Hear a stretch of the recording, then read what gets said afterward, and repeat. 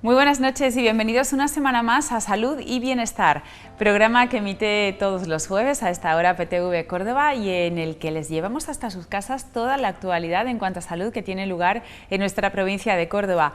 Fíjense porque hoy, y ya repasamos nuestro sumario, vamos a tener con nosotros a personas de la Universidad de Córdoba y de Autismo Córdoba, porque entre estas dos instituciones se ha creado un convenio para colaborar conjuntamente en la creación de dos aplicaciones informáticas que van a ayudar y mucho en su día a día a personas con trastornos en el espectro autista. Lo vemos enseguida. Hablaremos también con nuestra nutricionista de cabecera, Alicia Salido. Ella nos va a comentar qué alimentación es la más adecuada para los pacientes que se encuentran inmersos en un proceso oncológico. A continuación tendremos con nosotros a Miguel Ángel Ríos, de Centro Auditivo Ríos. Con él daremos un repaso a todo lo que ocurre con un paciente desde que éste siente su primera pérdida auditiva hasta que en esta clínica le colocan su primer audífono. Y para terminar tendremos con nosotros a la doctora Pilar Pérez Navero, directora del área de anestesiología del Hospital Universitario Reina Sofía. Ella nos va a hablar sobre el uso de los fármacos opiáceos en el mundo de la anestesia para tratar el dolor agudo en pacientes quirúrgicos y críticos.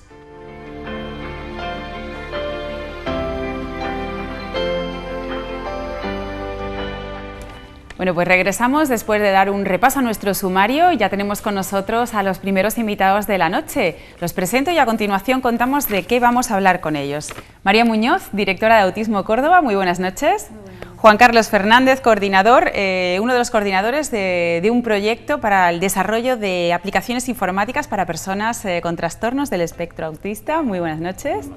Y Miguel Ángel Borrego, alumno de Ingeniería Informática. Buenas noches. Buenas noches. Pues ustedes en casa se estarán preguntando que qué tiene que ver esto de la informática con los trastornos del espectro autista. Pues muy bien, la Universidad de Córdoba se ha tomado muy en serio estas dos vertientes y ha intentado unificándolas, creando dos aplicaciones informáticas que van a facilitarles y mucho el día a día a personas con este trastorno. Y para ello han venido estos invitados a contarnos en qué consiste todo esto. Juan Carlos, ¿en qué estáis trabajando actualmente? Bueno, pues ahora mismo trabajamos en el desarrollo de dos aplicaciones para niños con trastorno del espectro autista. Son dos aplicaciones distintas. Una va más enfocada hacia niños con autismo, relacionadas con el aprendizaje del reconocimiento de expresiones, y otra va más encaminada a lo que es, bueno, pues una ayuda a la organización de las tareas diarias que los niños con Asperger pues les cuesta un poquito más el tema de la organización, bueno, pues para echarle una mano en ese aspecto. ¿Cómo funcionará la app? ¿Va a ser una...? Porque no existe todavía. No, ahora mismo, bueno, esto es un proyecto que es un proyecto a un año, que ha empezado hace relativamente poco tiempo, a través de la participación de dos alumnos en sus trabajos fin de grado, concretamente Miguel Borreguero, que nos acompaña hoy, y Manuel Pérez Ledesma, que no ha podido venir, y bueno, eso nos ha permitido tener una aplicación, un prototipo base, a partir del cual pues nosotros ahora empezar a pulir y a desarrollar dos aplicaciones que pensamos que pueden estar antes de julio del año que viene. La idea nuestra es, bueno, pues ponerlas en plataformas accesibles, en este caso Play Store, para que no solamente puedan usarlas personas de las dos asociaciones que están trabajando con nosotros, que es el Colegio de Niños Jesús de Cabra y Autismo Córdoba, sino que esté disponible a cualquier persona, a cualquier colegio o asociación que estime oportuno utilizarla. ¿Y cómo surgió la idea de hacer todo esto? Bueno, pues el proyecto lleva muy poquito tiempo, ya digo, pero la idea ya tiene algo más de tiempo. Concretamente fue un proyecto fin de carrera que yo dirigí, bueno, pues con uno de los componentes del Colegio de Niños Jesús de Cabra, José López Muñoz. Y él lo que hizo fue una aplicación para niños autistas, para el reconocimiento de expresiones, pero usaba la cámara Kinect. Es una cámara que tienen determinadas consolas de videojuegos, pero claro, no todo el mundo dispone de ese tipo de cámaras, que tienen un determinado coste económico, y bueno, pues a partir de ahí vi una serie de proyectos que surgieron en la Universidad de Córdoba para apoyar el ámbito social.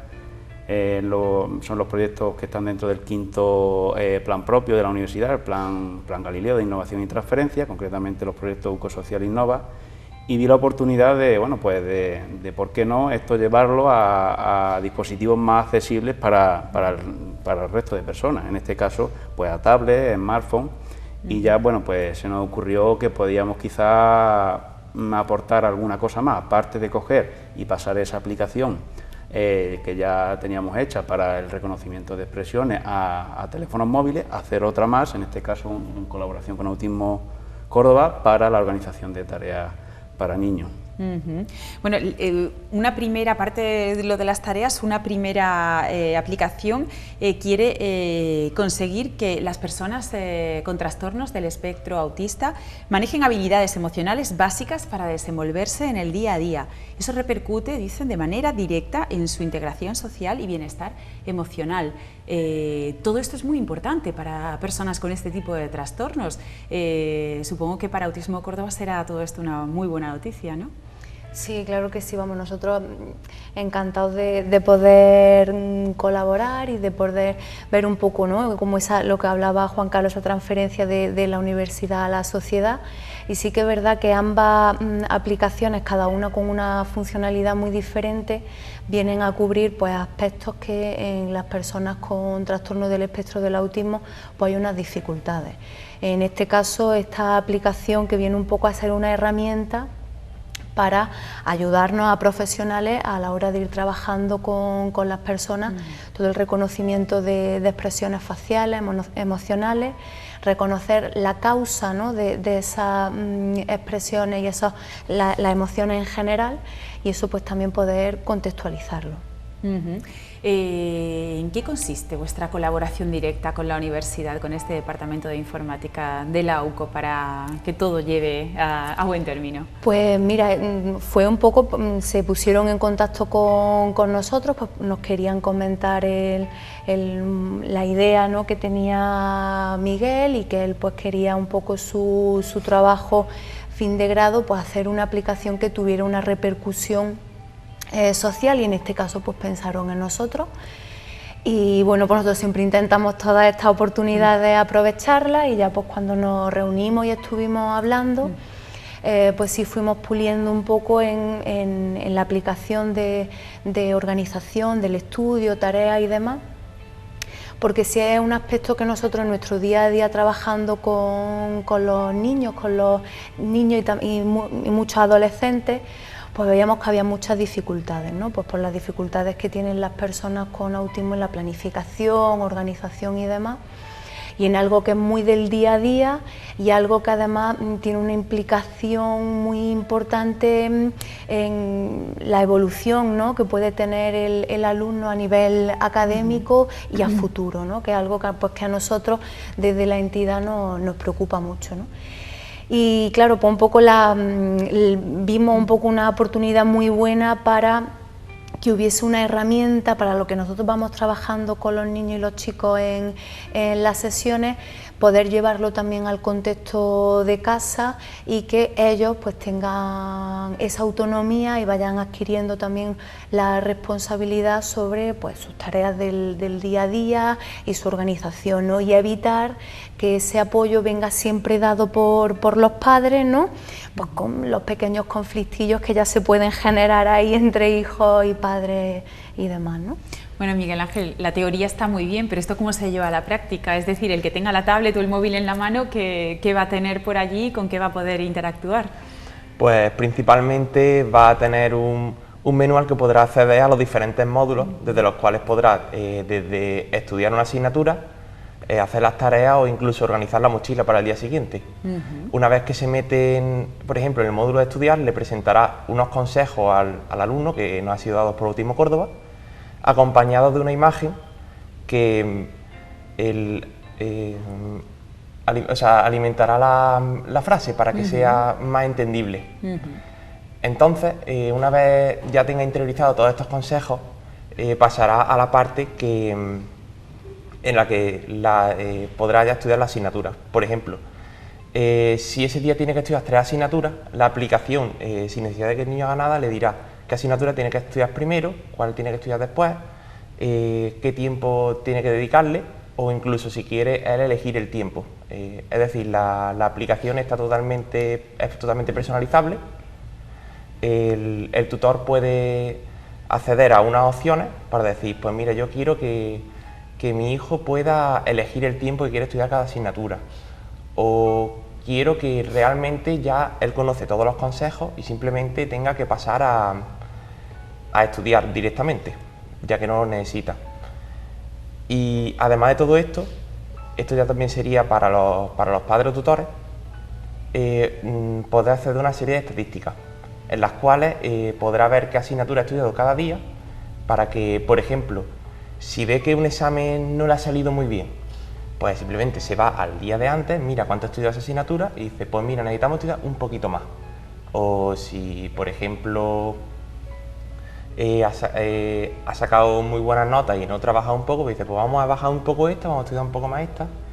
Y así, además de ayudarle a concentrarse y aprender a estudiar, le ayuda a manejarse mejor el tiempo y creemos que es una muy buena opción. Pero no solo para personas con trastornos del espectro autista, me parece a mí que para personas de todo tipo un poco de ayuda en la organización diaria viene muy bien. Y bueno, esa otra aplicación de la que hablábamos primero, en la que hacíamos referencia a ese control de las emociones, ¿qué se encuentra el usuario en la app? No sé quién quiere... Bueno, pues ahí no ha podido venir el otro coordinador de ese proyecto, que es Pedro Antonio Gutiérrez, y Manuel Pérez Ledesma, que al igual que Miguel Ángel, que ha desarrollado el prototipo base, pero lo cuento yo un poquito. Esa aplicación lo que pretende es, a partir de 2 módulos, pues enseñar determinadas emociones. Concretamente, ahora mismo estamos trabajando con la alegría y la sorpresa. En principio, lo que se va a dar a los niños, pues, es una serie de historias animadas que enseñen primero qué es la emoción de la sorpresa y de la alegría. A partir de ahí se va a activar otro módulo que hace que, mediante la cámara del dispositivo móvil, el niño tenga que imitar una de esas 2 expresiones. A partir de ahí, en función de cómo lo imite, habrá también una cara que, si se ríe, pues irá moviéndose también.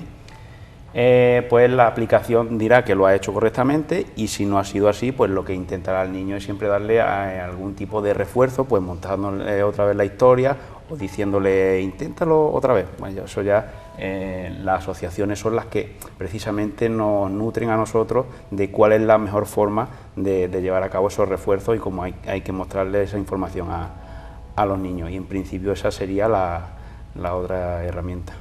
Estamos hablando de niños, incluso adolescentes. ¿En qué horquilla de edades van a poder ser usuarios de estas 2 aplicaciones? Yo creo que adolescentes y niños, pero quizá vosotros podáis hablar mejor de eso, ¿no? Sí, mira, no va a ir tanto quizá en unas edades concretas, sino bueno, pues que según también el perfil de los chicos, pues que nosotros apostemos un poco por ayudarle a la familia y que esa sea una herramienta que ayude, ¿no?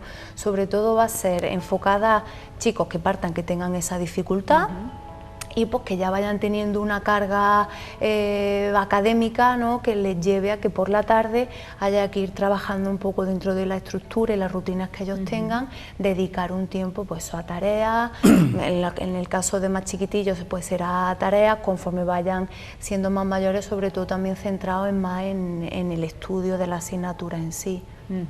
Y bueno, la pregunta del millón, ¿esto para cuándo está listo?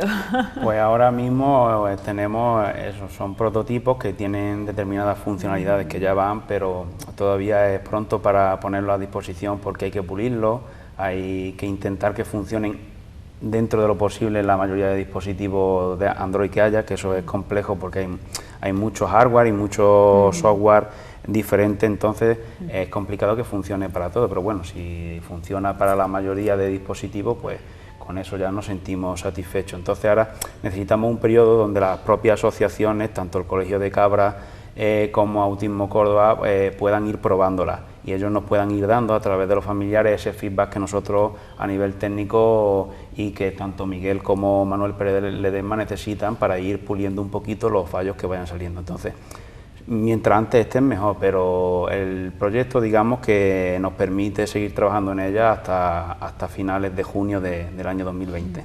A partir de ahí, bueno, pues La idea es, como te dije antes, disponerla en Play Store para que la utilice todo aquel que la necesite. Bueno, tú eres estudiante, Miguel Ángel, pero estás inmerso en todo este proyecto. ¿Cuántas horas le dedicas? Si podemos hacer una media a la semana a todo esto, entre estudios y trabajo en el departamento. Pues si tuviera que decir una hora a este proyecto, en los tiempos que más tiempo le he dedicado y las jornadas más intensivas, pues he podido estar 9 horas, 10 horas en un día trabajando en esto. Pero realmente no me cuesta demasiado ponerme, porque realmente me gusta lo que hago, me gusta realizar esta aplicación y no me supone un esfuerzo, vaya. Pero sí que es verdad que a veces ha sido difícil compaginarlo con algún examen o alguna otra cosa, pero vaya, que creo que ha merecido la pena. Cuando a uno le gusta el trabajo, no pesa. Bueno, ¿y tiene nombre? ¿Se ha bautizado ya el proyecto? El proyecto no, las dos aplicaciones. ¿Tienen nombre? ¿Cómo se van a llamar? En principio no tenemos nada pensado, a lo mejor quizás para la del reconocimiento de emociones, pues cara a cara, porque digamos que el prototipo inicial o el proyecto que hice con José Lopera hace varios años se llamaba así, bueno, pues podemos continuar llamándole de esa manera y para la otra la verdad es que no hemos pensado en qué hacer. Pues eso ya Miguel, que es el padre de la aplicación, y Autismo Córdoba, quizás ellos sean los que deberían de ponerle el nombre. Bueno, como no está terminada, todavía quedan unos meses de trabajo para optimizar esas aplicaciones y bautizarlas. Pues es un proyecto, son unos proyectos preciosos y además en colaboración directa con Autismo Córdoba, que digamos son las personas implicadas. Eso enriquece muchísimo cualquier proyecto y estoy segura que de aquí va a salir algo grande, importante y sobre todo útil, muy útil a personas que realmente lo necesitan. Ha sido un placer teneros con nosotros esta noche. Gracias por contarnos en qué consisten estas dos aplicaciones y todo el trabajo que estáis realizando. Os recordamos vuestros nombres: María Muñoz, directora de Autismo Córdoba; Juan Carlos Fernández, coordinador de estos proyectos; y Miguel Ángel Borreguero, alumno de Ingeniería Informática. Gracias por haber estado con nosotros y a continuar trabajando. Muchas gracias. Ha sido un placer. Y bueno, pues de informática y autismo nos marchamos hacia nuestra sección de nutrición. Esta semana Alicia Salido nos quiere comentar cómo tenemos que llevar nuestra nutrición, nuestra alimentación cuando estamos sometidos a un proceso oncológico, cuando padecemos cáncer y además estamos en pleno tratamiento.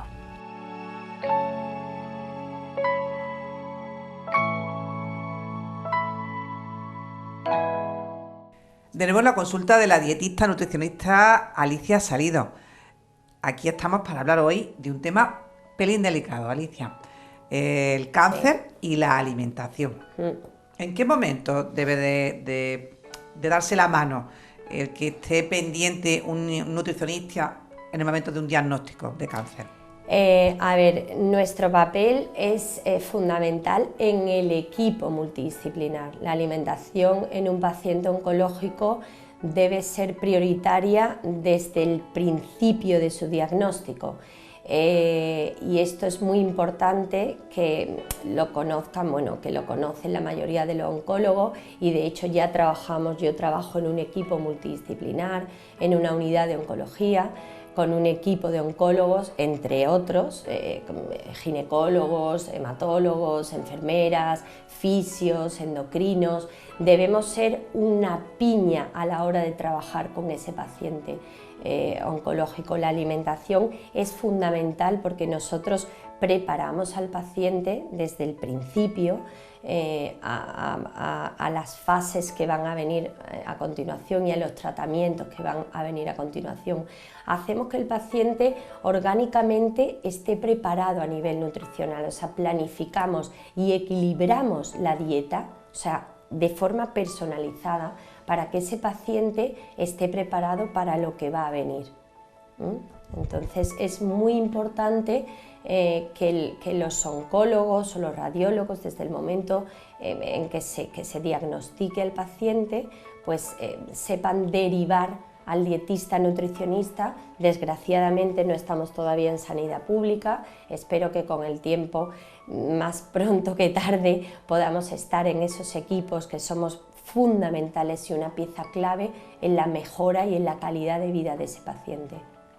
Me ha contestado porque le iba a preguntar en qué momento debe de entrar, sí. Y está claro que es desde el minuto cero. Sí, nosotros en la unidad de trabajo en la que yo estoy, tenemos un protocolo muy bien establecido y yo creo que debe ser así. Lo hemos estudiado mucho, nos hemos basado mucho en la evidencia científica que hay.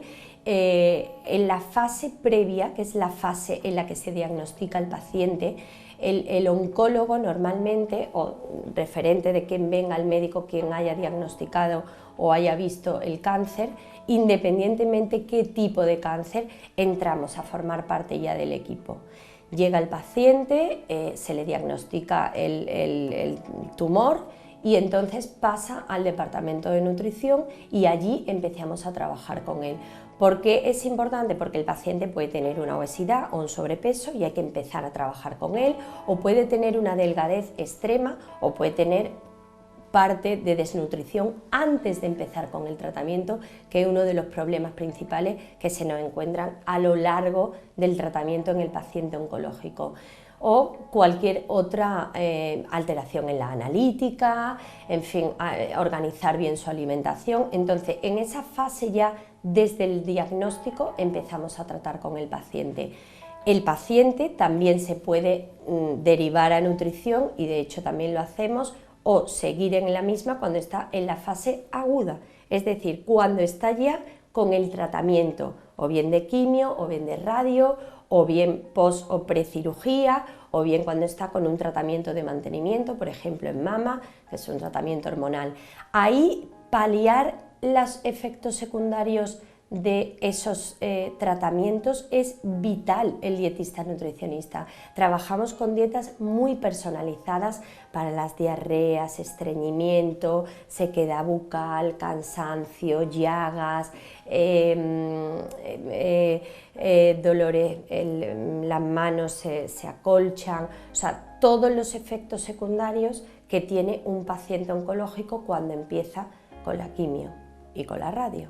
¿Vale? Entonces esa fase es fundamental y trabajamos con dieta muy personalizada, y después ya cuando está en una fase preventiva, pues o bien trabajamos con los pacientes. Ahí normalmente hay pacientes que ya están curados, han terminado los tratamientos, pero por ejemplo con cáncer de mama, los pacientes normalmente, si son hormonales el cáncer, pues tienen un tratamiento que es tamoxifeno o letrozol. Entonces son tratamientos en los que se inflaman, se hinchan y ahí aumentan mucho de peso las mujeres. Entonces ahí trabajamos muy de lleno y además estamos trabajando fenomenal con pacientes en programas también con actividad física, con pacientes que bueno, pues que han superado el cáncer, pero ahora quedan esos efectos secundarios que hay que trabajarlos y se acumula, porque inducen a la menopausia, que ya hablamos en otros programas anteriores, se acumula toda la grasa en la zona abdominal,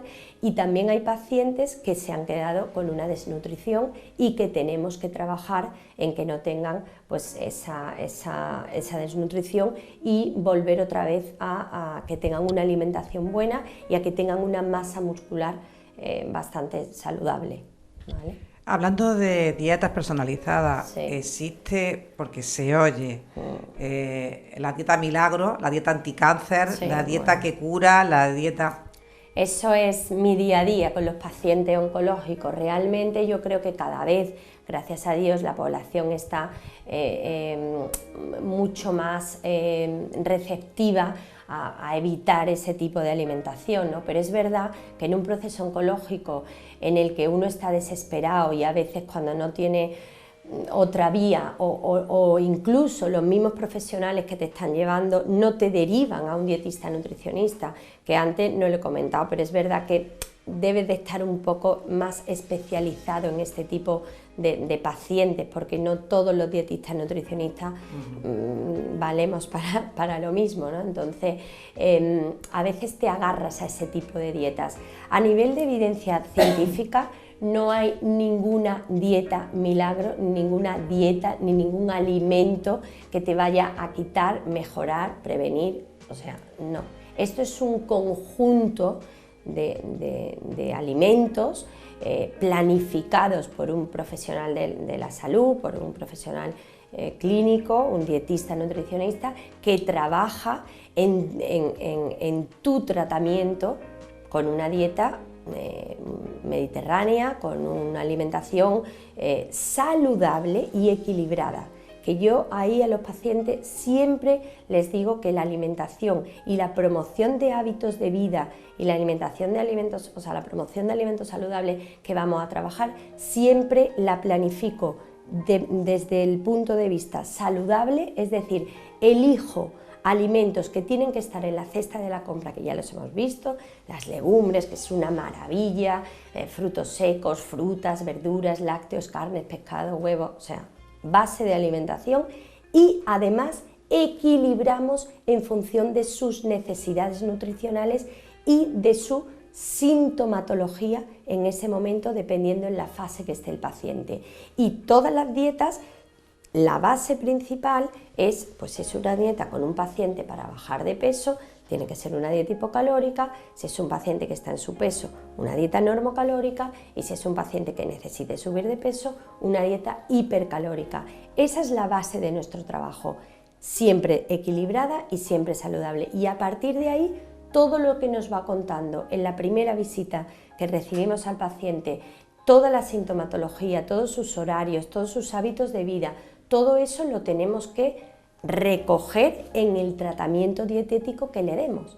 Entonces, esto no es una cosa que me sienta mejor o peor, no, es que esto es un conjunto de cosas, y eso realmente el dietista nutricionista es el único especialista sanitario que puede hacer ese trabajo. Por eso estamos en los equipos multidisciplinares oncológicos, en las unidades de oncología, para poder trabajar en la mejor calidad de vida de ese paciente. Está claro que hay que acudir en el caso de que tengamos un diagnóstico de cáncer, sí. Hay que acudir al dietista nutricionista. Eso nos ha quedado ya claro. Es muy importante, es muy importante. Si no lo derivan, porque a veces no, bueno, pues no todos los médicos derivan y no todos los médicos saben a lo mejor la importancia. Realmente hay evidencias muy claras, porque en factores externos, o sea, la alimentación puede prevenir muertes a través del cáncer, o sea, puede prevenir muertes a través del cáncer. En factores externos, en un 15-20% en pacientes con obesidad, y en un 30 o 35% en pacientes que tienen que ver con la dieta. Es decir, que la alimentación al final se centra casi en un 50% de esos factores externos que tenemos que tenerla muy en atención, porque es fundamental, y el trabajo con ella lo hacemos los dietistas nutricionistas. Entonces es verdad que yo en mi equipo pues trabajo con endocrino, con internistas, que trabajamos más a nivel hospitalario, en hospitales privados, y trabajamos, bueno, pues con otro tipo de alimentación que no es oral, alimentación parenteral, a través de vías y tal, y planificamos muy bien la cantidad de nutrientes que esos pacientes tienen que tener, porque eso es vital, que el paciente no baje peso y tenga desnutrición. Hay un estudio, es el estudio NUPAC, que es un estudio multitudinario, es un estudio que se ha hecho con unos 780 pacientes aproximadamente, con pacientes que tienen metástasis o en cáncer avanzado, ¿no? Entonces se ha visto que hay en diferentes partes, o sea, se han recogido los datos en diferentes centros de toda España, un 52% de desnutrición en ese tipo de paciente. Y lo que más llama la atención es que en ese estudio no se atienden a recomendaciones nutricionales. Entonces es que una cosa es totalmente contraria a la otra, o sea, la desnutrición se tiene que trabajar, por eso es tan importante que entremos a formar parte desde el diagnóstico del paciente, porque a lo largo del tratamiento, si hay un paciente que diagnostican, como he tenido un paciente recientemente, que diagnostican de un cáncer faringe, o sea, tiene una disfagia, no ve al endocrino, porque este paciente, bueno, pues es de la Seguridad Social, no ve al endocrino 3 meses más tarde y ha perdido ya 20 kilos cuando llega al endocrino en 3 meses, eso es un porcentaje de pérdida de peso de desnutrición seguro. Entonces el paciente tiene una sarcopenia increíble porque tiene un déficit de masa muscular alto, está mucho peor, tiene una peor tolerancia a los tratamientos, tiene un estado de ánimo por los suelos y todavía no ha empezado la quimio. Entonces ya te enfrentas a algo que podemos haber evitado desde el principio. Entonces es muy importante que, o bien por los oyentes que nos estén oyendo y nos estén viendo, ellos mismos acudan a un dietista nutricionista especializado en paciente oncológico, o bien lo consulten con su oncólogo, que realmente el oncólogo o el radiólogo es que no se va a oponer a eso, porque lo que va a hacer es ayudar a su paciente. Entonces yo creo que eso es fundamental que lo tengamos en cuenta. Pues muchas gracias por habernos contado tantas cosas tan interesantes y nos vemos en el siguiente programa. Muy bien, gracias a vosotros.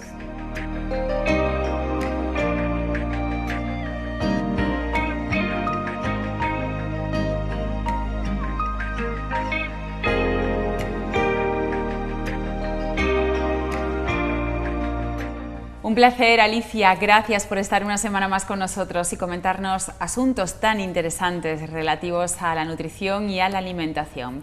Nosotros cambiamos radicalmente de tema y vamos a hablar con uno de nuestros patrocinadores, con Centro Auditivo Ríos. Ya está con nosotros su gerente, Miguel Ángel Ríos. Muy buenas noches. Hola, buenas noches. Y bueno, hoy queríamos recopilar información sobre la que ya hemos hablado en nuestro programa en otras ocasiones, pero queremos que la gente en casa sienta qué es lo que tiene que hacer y cómo se le trata en una clínica, en un centro auditivo como el vuestro, desde que empieza a notar o esa persona o sus familiares y amigos que hay una pérdida de audición, hasta que sale con su audífono puesto y perfectamente integrado en el mundo social y familiar que le rodea. ¿Qué nos pasa si notamos que perdemos un poco de oído? ¿Qué es lo que tenemos que hacer? Pues lo más importante primero es realizar una audiometría para ver cómo anda esa persona de la audición. Previamente le hacemos una anamnesis, que consiste en hacer unas preguntas claves para la posible adaptación o incluso para poder ver si es una pérdida hereditaria, si es una pérdida laboral, ya sea por exposición al ruido o si tiene también algún tipo de patología que ya esté fuera de nuestro control por completo y la derivaríamos al otorrino directamente. Si es solamente una pérdida de audición y no tiene nada y tampoco tiene antecedentes de ninguna enfermedad ni nada, pues procederíamos a hacerle todas las pruebas. En las pruebas lo que miramos es que los conductos estén completamente limpios, le miramos los oídos con el otoscopio y una vez que esté todo correcto, pues lo pasamos a la cabina, donde le haremos la audiometría tonal y vocal, para ver también la comprensión, no solamente la audición, sino la comprensión de esa persona. Me interesa un poco esa prueba, detengámonos aquí un momento y cuéntanos en qué consiste esta prueba, a qué se somete el paciente y qué datos obtenéis de ella. Pues en la audiometría tonal, lo que vamos a obtener es el umbral de audición, a la intensidad mínima la que oye el paciente. Lo más bajito que es capaz de oír, ¿no? Exacto. Pues también aparte hacemos lo que es el umbral de inconfort para ver si la molestia al sonido está un poco por debajo de lo normal, ¿vale? Para después hacer los ajustes pertinentes en el audífono. Una vez que tenemos ya esa audiometría, pasamos a hacer la audiometría vocal, donde vamos a hallar la comprensión, la inteligibilidad del paciente. Muy importante a la hora de adaptar audífonos, porque una persona que tiene un paciente con una inteligibilidad buena, en torno al 90 al 100%, estamos hablando de que el pronóstico de la adaptación va a ser un pronóstico bastante favorable. Sin embargo, cuando ya empieza a disminuir lo que es la inteligibilidad, ya el pronóstico de la adaptación no podemos tenerlo muy claro respecto a que la persona la vamos a poder amplificar, vamos a poder estar amplificando la señal, el sonido, a la intensidad que requiere según su audiometría tonal, pero la comprensión, si no es buena, no vamos a conseguir que consiga entender y sobre todo en ambientes ruidosos. Por lo cual esa prueba es muy característica, es muy importante hacerla antes de cualquier adaptación, para saber qué pronóstico podemos tener con con los audífonos. Y una vez que ya tenéis realizada la prueba, digamos que tenéis las características del paciente, ese umbral del sonido, tanto por encima como por debajo, ¿qué hacéis con él? Pues luego ya pasaríamos, en el caso de se le hace una prueba con audífonos, con lo que es el audífono, para ver cómo se oye y cómo funciona, donde le explicamos todas las ventajas que tiene el audífono, inconvenientes también, cada vez menos, ya que avanza la tecnología de tal manera que cada vez nos ponen menos inconvenientes para que una adaptación sea buena. Y pasamos luego a tomarle la medida del oído. Tomamos la impresión para tomarle la medida del oído o de los dos oídos, dependiendo de la pérdida de audición, para hacerle su molde o su carcasa que va hecha a medida para la adaptación del audífono. Después ya cuando vienen a recogerlo, ya tienen todos sus audífonos preparados con su adaptación y su carcasa o molde, y se lo probamos. Ya se hace la adaptación, se configura el audífono en función a todas las pruebas que tenemos, y ya lo que vamos haciendo es la adaptación in situ, dependiendo también el conducto que tengamos y las características acústicas de ese conducto. Se le pueden hacer unas pruebas, que son las pruebas REM, que con una sonda dentro del oído medimos la intensidad en la que estamos trabajando. Pues claro, un audífono, por mucho que venga con su molde o su carcasa hecha a medida, el sonido no actúa igual en todos los conductos. Las curvaturas del conducto nos modifican la ganancia natural. Entonces eso hay que controlarlo, porque muchas veces si no se hace eso vamos a ciegas, porque nos puede decir el paciente: es que oigo metálico, es que me pasa esto, no lo podemos saber. Y también la audición es muy subjetiva, entonces ese tipo de prueba es una prueba objetiva que ya nos da una base de donde partir para poder adaptar ese audífono. Bueno, y esos audífonos, hablemos un poquito de ellos. Son receptores de sonido que lo transmiten al paciente para que... ¿Cómo se hace? ¿Qué pasa por ahí dentro? Porque si tiene un déficit de audición, ¿qué es lo que consigue el audífono? Ampliar el sonido, ¿pero cómo? El audífono tiene varios métodos de amplificación. Hay métodos prescriptivos que, dependiendo de la pérdida, sirven para unos pacientes o sirven para otros, ¿vale? Eso es el cálculo de la prescripción de ganancia que puede llevar el audífono. Cada casa comercial tiene uno específico. Cada producto, cada audífono tiene uno específico, y luego los generales, ¿vale? Ya dependiendo de la pérdida es cuestión de adaptar uno u otro. Luego ya vienen con lo que son los supresores de ruido y enfatizadores del habla, que juegan con la direccionalidad de los micrófonos para poder captar siempre a la persona que está hablando. Dependiendo de la direccionalidad, pues entraremos en un ambiente ruidoso y activará la direccionalidad fija para que podamos oír siempre a la persona con la que queremos hablar, que normalmente es la que tenemos delante, y nos va a suprimir el ruido del entorno. O sea, que esa persona va a escuchar mejor con un audífono que probablemente con la persona que esté hablando, ¿no? Porque nuestra mente no es capaz de discernir entre sonidos. Si hay un sonido muy fuerte, hace que escuchemos peor al que tenemos enfrente. Sin embargo, el audífono sí aísla. También hay que tener en cuenta que un audífono, siempre lo he dicho, es una solución de corto alcance, ¿vale? Tenemos en cuenta que son unos micrófonos muy pequeñitos, y cuando ya nos vamos del 1,5 metros, 2 metros, ahí ya va a perder mucha calidad de audición. Entonces, si nos metemos en un ambiente bastante ruidoso y tenemos a la persona que nos está hablando entre 2 y 3 metros, va a ser muy complicado. Ni tú, ni yo, ni una persona con audífono, pero es lo normal y lo natural.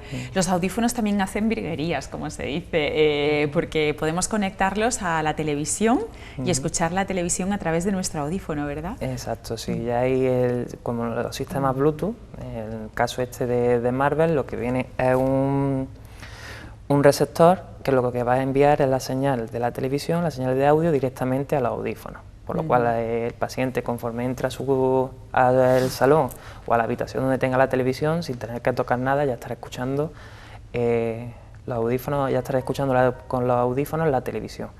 Y siempre tendrá la aplicación o los botones del audífono para poder jugar con los balances de la televisión, para poder escuchar más televisión, más entorno, y en función de lo que el paciente necesite. ¿Y la adaptación? Porque muchas veces estamos hablando de personas mayores, de una edad avanzada, que primero quizá no estén muy hechos a esto de las nuevas tecnologías, de las aplicaciones informáticas, de trastear en un móvil, y segundo, que a lo mejor son personas que ya se han acostumbrado a no escuchar. ¿Cómo llevan eso de escuchar de nuevo estupendamente todo? Lo más importante es las expectativas con las que venga siempre el paciente. No podemos crear unas expectativas que no son reales. Hay personas que a lo mejor vienen con la expectativa de que quiere el audífono para que no le tengan que pegar voces, para que pueda oír a una conversación de cara a cara. Hay otras personas que tienen una expectativa de que con los audífonos se les van a acabar todos los problemas, que van a estar hablando 3 personas a la vez y las 3 personas las va a estar oyendo bien. ¿Vale? En función, marca mucho la adaptación, marca mucho la expectativa y el interés que ponga el paciente. Si es verdad que hoy en día la tecnología está súper avanzada y tenemos muchísimas facilidades, pero al fin y al cabo volvemos a lo mismo, es una prótesis, no es un oído real, que ganamos muchísimo, lógicamente, si lo tenemos o no lo tenemos, pero claro, siempre depende de eso, del interés y la expectativa del paciente. ¿Y la edad entra en juego como factor de variable? En cuanto a la tecnología, sí, entra en juego, pero en lo que es la adaptación, dependiendo de las expectativas. Lógicamente, siempre una persona joven, con una vida activa, siempre va a necesitar más expectativas porque necesitan más prestaciones para el entorno en el que nos movemos hoy en día. Una persona a lo mejor ya que esté jubilada, que sale poco de casa, que lo quiere para ver la televisión, que venga la familia y demás, lógicamente es más fácil cubrir sus expectativas que las expectativas de una persona joven. Pero claro, para eso hay una gama inmensa de audífonos con características completamente distintas y prestaciones bastante más avanzadas. Y vosotros en Centro Auditivo Ríos supongo que aconsejaréis a cada persona lo que más le interese en el momento en el que se encuentra, ¿no? Exacto, muchas veces a lo mejor el paciente pregunta, pero ¿para qué quieres saber tanta información mía de si yo salgo a la calle, si me muevo por algún sitio u otro? No es que nos interese la vida personal del paciente, simplemente que queremos saber las situaciones sonoras a las que normalmente está expuesto, para poder recomendarle un tipo de tecnología u otra, para que siempre consigamos sacarle el máximo partido a los audífonos o que no tengamos tampoco la necesidad de tener unos audífonos tan avanzados en el caso de que no los necesitemos, porque claro, puede haber audífonos extremadamente caros con unas prestaciones increíbles, pero si no las necesitamos, ¿para qué las vamos a tener? Para estar a lo mejor sentado en el sillón de casa no es necesario todo eso. Supongamos que es un paciente que lleva una vida muy activa y que hace de todo. ¿Hasta dónde podemos llegar con un audífono? ¿Qué podemos hacer y qué no podemos hacer con un audífono? Ya han incorporado también, incluso hasta la tecnología Marvel de la que estuvimos hablando, han incorporado unos micrófonos, un aparatito redondo que es un micrófono,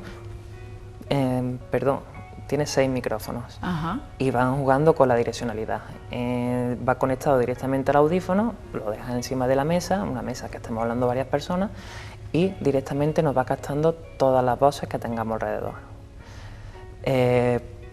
Ese mismo micrófono se puede poner colgado para un interlocutor, para que quiera hablar, y todo con la tecnología Roger, que es una tecnología específica de Fona, que no causa interferencia, no es Bluetooth, por lo cual tiene una calidad de audio buenísima, y ese aparatito también se puede conectar a la televisión, a cualquier dispositivo, e incluso puede ir tocando para que se active la direccionalidad de cada uno de los 6 micrófonos para la mesa que estemos de reuniones o la mesa que esté el paciente, pueda ir oyendo perfectamente a la persona que él decida. Me refería yo también, aparte de todas esas prestaciones que son fantásticas, me refería también al ritmo de vida que llevamos hoy día. Es decir, podemos hacer running con un audífono, podemos hacer natación, podemos irnos de senderismo sin tener en cuenta la climatología o la meteorología en ese momento. Es decir, ¿qué podemos y qué no podemos hacer? Pues menos natación, aunque ahora mismo los audífonos que hay son resistentes al agua, ¿vale? Pero natación, lógicamente el audífono todo el día expuesto al agua, cloro, sales, dependiendo, al final se va a acabar deteriorando, por lo cual no es recomendable.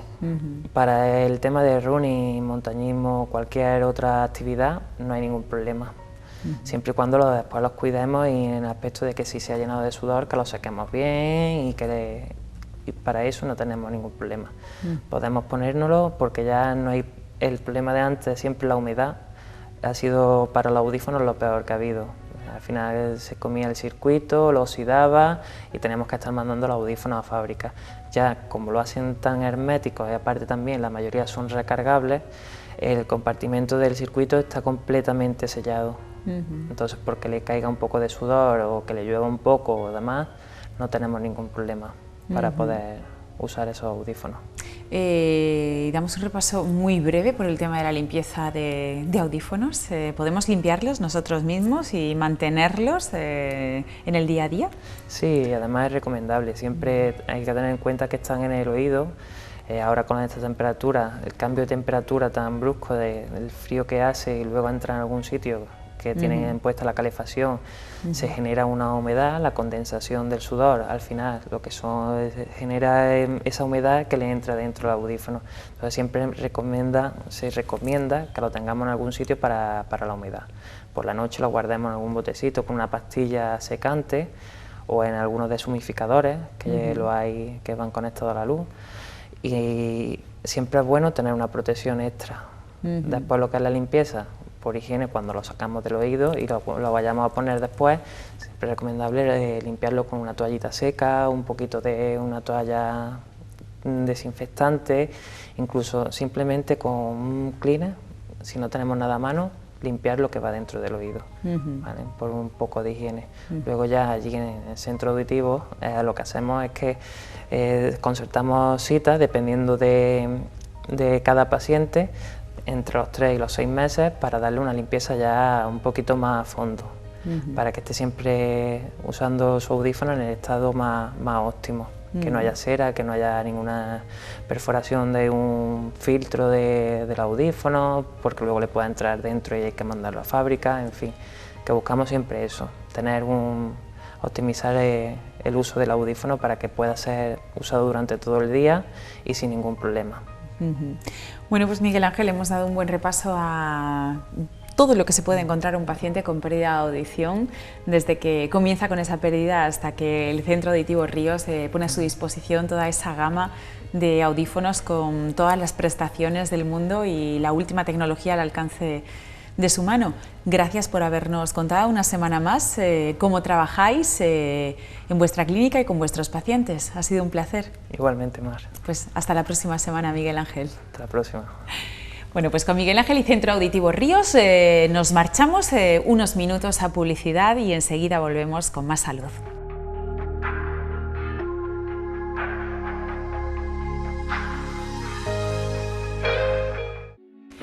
Bueno, pues estamos de vuelta y en esta última parte de nuestro programa Salud y Bienestar vamos a hablar sobre el uso de los... ya me he liado.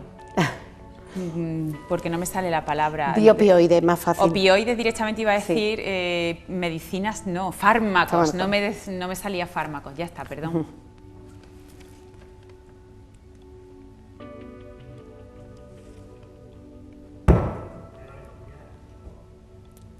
Bueno, pues estamos de vuelta después de estos minutos de publicidad y para la última parte de nuestro programa nos hemos reservado unos minutos para hablar sobre el uso de los fármacos opioides en la medicina del día a día, concretamente en la de nuestro Hospital Universitario Reina Sofía. Para hablar de todo ello se encuentra con nosotros la doctora Pilar Pérez Navero. Muy buenas noches. Buenas noches. Directora de la Unidad de Anestesiología de este Hospital Reina Sofía. Y además todo viene a colación porque esta semana han tenido lugar unas jornadas en las que el fármaco opioide ha sido el protagonista a nivel de toda España, pero aquí, centralizado en nuestra Córdoba. ¿Qué ha sucedido en Reina Sofía en estos días? Bueno, pues estos días, durante la jornada del viernes, tuvimos pues la gran suerte de poder organizar estas jornadas que son de interés a nivel mundial y desde hace aproximadamente 2 años que cambian las tendencias con la llegada de nuevos fármacos que pueden hacer que optimicemos el uso de nuestros opioides, como llamamos, en nuestra práctica clínica. Ha supuesto un cambio y bueno, pues es un tema actualmente de controversia y bueno, pues nos hemos unido dos especialidades que somos los prescriptores del 90% de los fármacos opiáceos a nivel hospitalario y bueno, pues hemos intentado pues ver cómo optimizar su uso tanto a nivel quirúrgico como a nivel del paciente crítico postquirúrgico o paciente crítico médico. Para que la gente en casa pueda entendernos, ¿qué es un fármaco opiáceo? Bueno, pues son fármacos que nos permiten pues el control del dolor, son derivados sintéticos de la morfina y nos favorecen pues el control del dolor durante el acto quirúrgico, en el que efectivamente podremos decir, bueno, si el paciente está dormido, ¿cómo es posible que necesite controlarse el dolor? Bien, pues porque realmente hay una agresión quirúrgica y hay una estimulación de receptores del dolor, receptores nociceptivos, que aunque no seamos conscientes, el cuerpo ante una agresión quirúrgica responde. Entonces, pues durante, digamos, el siglo primero, desde el año 60 aproximadamente, se utilizaba un tipo de anestesia en el que se favorecía pues, fármacos inhalatorios, fármacos inductores a alta potenciación que tenían efectos adversos sobre el sistema hemodinámico. Entonces, con la introducción de los opiáceos, pues se logró un control de esta agresión quirúrgica. Y bueno, pues con ellos hemos estado muy bien, hemos controlado el dolor intraoperatorio y bueno, han sido un pilar fundamental en nuestro día a día. Pero estos fármacos no están exentos de complicaciones, complicaciones digamos, de mayor a menor, fundamentalmente son complicaciones menores, pero sí que pueden afectar a la recuperación del paciente. Entonces, en ese contexto, pues hemos intentado, pues siguiendo un poco las tendencias internacionales de optimización de su uso, pues ver cómo en nuestra práctica diaria, qué podemos hacer, qué medidas podemos hacer, tanto desde el punto de vista farmacológico, utilizando otros fármacos o otras técnicas que nos favorezcan pues, disminuir, si no abolir, digamos, disminuir la cantidad de fármacos que tenemos que utilizar. Eso a nivel, digamos, del paciente quirúrgico, pero el paciente que está en una unidad de cuidados críticos también no tiene una agresión quirúrgica, pero también tiene dolor, también es un paciente que necesita lo que hablamos del concepto de analgosedación, necesitan analgesia y sedación. Para eso los opiáceos, que hay varios tipos, no es solamente un fármaco, son varios fármacos, se utilizan y bueno, pues tienen, como digo, son muy buenos en el control del dolor y la sedación y provocar confort al paciente, ¿vale? Que está intubado, que tiene una serie de drenajes, que tiene una serie de incomodidades, favorece pues que se trate, pero a la misma vez su uso durante mucho tiempo en la unidad pues puede favorecer desde tolerancia, ¿vale? Fenómenos de hiperalgesia, es decir, de dolor una vez el paciente esté ya incluso dado de alta de la unidad, ¿vale? Y por esto es importante que actuemos de otra manera para intentar reducir al máximo su concentración o los días que pueden estar utilizándolo.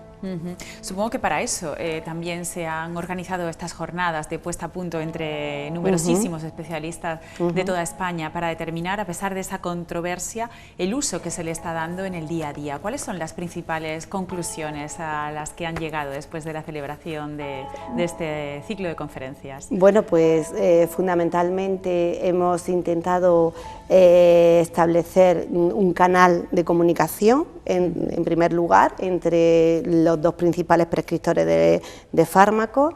En ese canal de comunicación intentar tener un consenso que esté avalado por la sociedad científica, de tal manera que hagamos extensible este concepto de disminución o de optimización de opiáceos, tanto a lo que se refiere a otras especialidades como es medicina interna, urgencias, pediatría y atención primaria.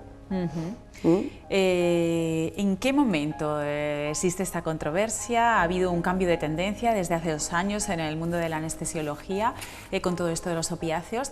¿La investigación en qué punto se encuentra y de cara al futuro qué es lo que nos vamos a encontrar los pacientes? Bueno, esto surge con una alarma social que empezó en Estados Unidos, en el que hay gran cantidad de pacientes que eran incluso dados de alta hospitalaria con opiáceos para el control del dolor en casa y también para el tratamiento del dolor crónico, y hubo una alarma social de un uso indiscriminado de estos fármacos. Esta alarma que se genera en Estados Unidos llegó a ser un problema de salud pública, con gran dependencia de pacientes. En nuestro ámbito, a nivel de España, esta alarma no es así, es decir, no hay tanto uso indiscriminado, digamos, de opiáceos, pero sí es verdad que hay un porcentaje de pacientes que son tratados y esto crea, a lo mejor un 20% de pacientes pueden tener problemas por el uso que nosotros pueden desarrollar tolerancia a estos fármacos, ¿de acuerdo? Entonces sí que tenemos que intentar utilizar, digamos, con moderación, ¿vale? Los mismos, ¿vale? Por esta alarma que digo que hay un problema de salud pública, de dependencia, de tolerancia a mórficos. Bueno, pues enhorabuena por haber tenido la iniciativa desde el Hospital Universitario Reina Sofía en formalizar esta reunión de expertos en el dolor crónico entre anestesiólogos e intensivistas de varios, numerosos hospitales de España. Enhorabuena por los resultados obtenidos y a seguir trabajando, y sobre todo gracias por habernos contado en qué consiste esto de la farmacología con opiáceos, cómo se trabaja directamente con el paciente en los hospitales y el futuro de los mismos. Ha sido un placer. Muchas gracias. Recordamos Pilar Pérez Navero, directora de la Unidad de Anestesiología del Hospital Universitario Reina Sofía. Aquí tiene su casa para cuando desee. Muchas gracias. Bueno, y nosotros con esta noticia, actualidad en nuestro hospital, nos despedimos hasta la semana que viene. Recuerden que Salud y Bienestar se emite cada jueves a las 9 de la noche aquí en PTV Córdoba. Gracias por habernos acompañado y hasta la semana que viene.